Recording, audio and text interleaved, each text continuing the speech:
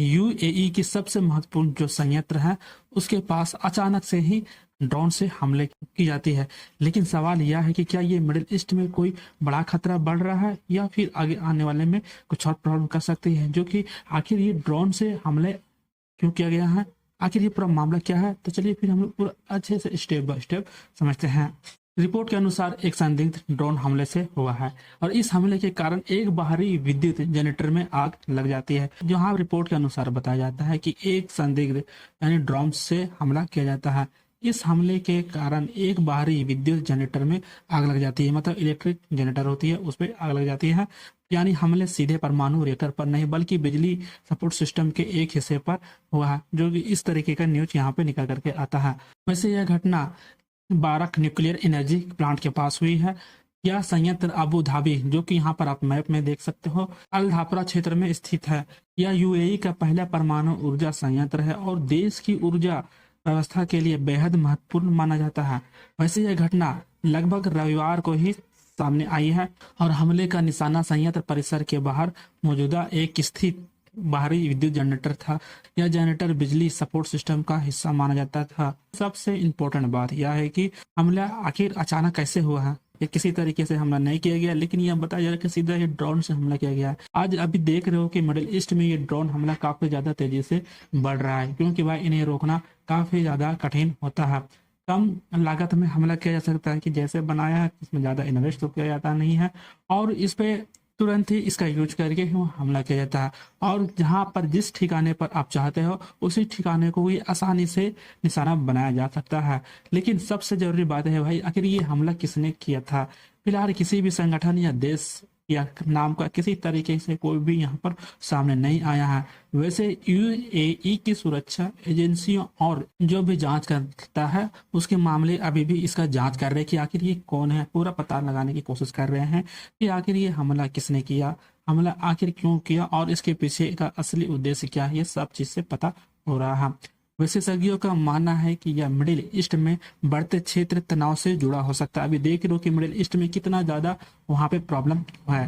वैसे इस क्षेत्र में काफी ज्यादा ऊर्जा ठिकाने, जबकि तेल सुविधाएं और रणनीतिक बुनियादी ढांचे हमेशा ही निशाना बनाए जाते हैं। लेकिन कई बार हमले का उद्देश्य भी काफी होता है, जैसे डर पैदा करना, आर्थिक दबाव बनाना या राजनीतिक संदेश देना। इस तरीके का वहां पे होता ही रहता है। आखिर किस तरीके से जब हमले हुआ था, किसी तरीके का वैसे तो कोई नुकसान नहीं हुआ है। अबू धाबी मीडिया कार्यालय के अनुसार ये बताया जा रहा है। ना ही यहाँ पर कोई घायल हो और ना ही किसी की मौत हुई है। सभी कर्मचारी जितने भी यहाँ पर काम करते थे वो सारे के सारे वहाँ पे सुरक्षित है। Federal authority of nuclear regulation यानी FANR ने बताया कि भाई आग संयंत्र की बाहरी परिधि में लगा हुआ था, जो कि यहाँ पे आप देख सकते हो कि यही एक संयंत्र है।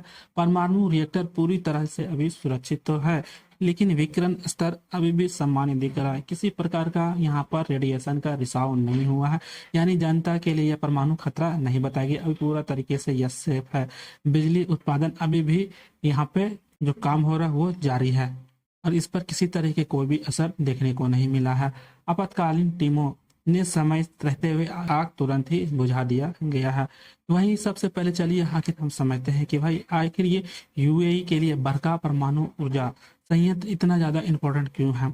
ऊर्जा आत्मनिर्भरता, सबसे पहले ये अपना ऊर्जा खुद ही आत्मनिर्भर बनाना चाहते हैं, किसी दूसरे पर डिपेंड नहीं रहना चाहते। अभी देखते रही हो कि भाई कितना ज्यादा सभी को लेकर के गैस की किल्लत भी प्रॉब्लम चल रही है बिजली के लिए। परमाणु संयंत्र यहीं पर देखते हुए ये लोग खुद ही अपना आत्मनिर्भर रहना चाहते हैं, जो कि इस क्षेत्र में 25% है, जो कि बिजली का अकेले ही पूरा कर सकती है। इससे देश की तेल और गैस पर निर्भरता कम होती है। लंबे समय तक लगातार बिजली मिलती रहती है इससे। लेकिन यहाँ पूरे अरब जगत का पहला वाणिज्यिक परमाणु ऊर्जा संयंत्र है। ईरान के बाद परमाणु ऊर्जा स्टेशन बनाने वाला क्षेत्र दूसरा देश यहाँ पर बना है। इससे यूएई की तकनीकी और वैश्विक पहचान भी काफी ज्यादा मजबूत देखने को मिली है। लेकिन वहीं पहले यूएई अपने ही तेल और गैस बड़ा हिस्सा बिजली बनाने का खर्च देता था, लेकिन अब क्योंकि भाई उतना अब मायने नहीं रखता है कि परमाणु ऊर्जा से वैसे मिल रहा है, इसलिए तेल बचाया जाता है ताकि जो भी तेल बच जाता है उसे यूएई के द्वारा दूसरे देशों को बेचा जा सकता है। यानी एक तरफ से बिजली भी मिल रही है और दूसरा तरफ से तेल बेच करके कमाई भी जारी है। इससे देश की अर्थव्यवस्था काफी ज्यादा मजबूत भी होती है, लेकिन यहाँ पर काफी ज्यादा प्रदूषण से भी लोग सेफ भी रहते हैं। जैसे कोयला और तेल, जो कि बिजली बनाने पर भी मात्रा में काफी ज्यादा कार्बन गैस निकलते रहती है, जो काफी ज्यादा ग्लोबल वार्मिंग बढ़ाती है। लेकिन परमाणु ऊर्जा में कार्बन उत्सर्जन बहुत ही कम होता है, इसलिए यूएई के इसे अपने ही क्लीन एनर्जी स्ट्रेटजी का अहम हिस्सा मानता है। लेकिन इसका मेन लक्ष्य होता है कि इसके द्वारा दूसरे चीज से बनाने में, यहाँ पर इससे बनाने के लिए प्रदूषण काफी ज्यादा कम करना पड़ता है ताकि जलवायु परिवर्तन को किसी तरीके का कोई भी असर ना दिखे और ना ही कोई भी किसी तरीके का घटना हो। भविष्य में काफी ज्यादा इससे ऊर्जा बढ़ती दिखती है। लेकिन इस परमाणु परियोजना के यूएई ने दिखाया है कि यह आधुनिक तकनीकी अपनाने वाले देश है, जिससे वह हाईटेक ऊर्जा चला सकता है, बड़े बड़े वैज्ञानिक प्रोजेक्ट संभाल सकते हैं। इससे उसकी अंतर्राष्ट्रीय छवि मजबूत भी होती है। देख रहे हो कि कितना ज्यादा मिडिल ईस्ट में काफी ज्यादा वहाँ टेंशन बढ़ चुकी है। यूएई ने अब गिने चुने देश में शामिल हो गया है जिनके पास शांतिपूर्ण ऊर्जा कार्यक्रम है। इससे मिडिल ईस्ट में उसका रणनीतिक महत्व भी काफी ज्यादा बढ़ा है, खास करके ऐसे समय में जब ऊर्जा की प्रतिस्पर्धा बढ़ रही है और क्षेत्र में काफी ज्यादा यहाँ पे तनाव हमेशा बढ़ते रहती है। खास करके ऐसे समय में कई देश उन ऊर्जा तकनीकी पर काम कर रहे हैं और अभी देख ही रहो कि तेल और गैस में कितना ज्यादा वहां से कभी बढ़ रहा है, कभी घट रहा है, बढ़ रहा है, घट रहा है। क्यों? अभी तो हॉर्मुज का रास्ता बंद किया हुआ है, यही कारण देखते हुए। लेकिन फिर भी ये लोग अपना ही जुगाड़ किए हुए हैं।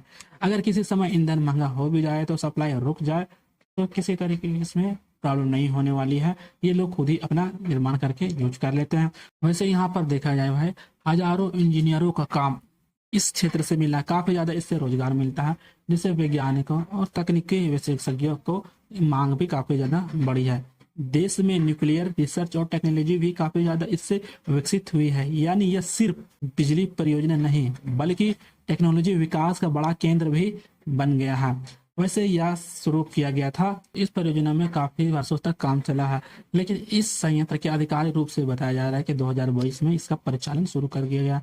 इसको बनाने में भाई लगभग 20 अरब डॉलर खर्च हुए थे। यह दुनिया के सबसे आधुनिक परमाणु संयंत्र में गिना जाता है। इसमें उन्नत सुरक्षा प्रणालियां लगाई गई है जिसमें से किसी तरीके की कुछ भी प्रॉब्लम ना हो। वैसे यहाँ से दक्षिण कोरिया का भी सहयोग मिलता है। इसे दक्षिण कोरिया की अपनी कोरिया इलेक्ट्रिक पावर कॉर्पोरेशन की मदद से भी काफी ज्यादा विकसित किया गया है। ये 12 न्यूक्लियर पावर प्लांट जो आबू धाबी से लगभग 200 किलोमीटर में स्थित है।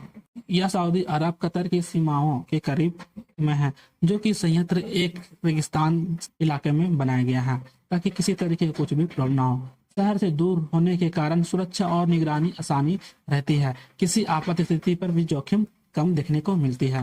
वैसे इस पर पहले कभी भी हमला नहीं हुआ है, लेकिन इस बार ये पहली बार देखने को मिला है। अब अभी देख ही रहो कि ईरान अमेरिका के बीच में जो मिडिल ईस्ट में विवाद हो रहा है।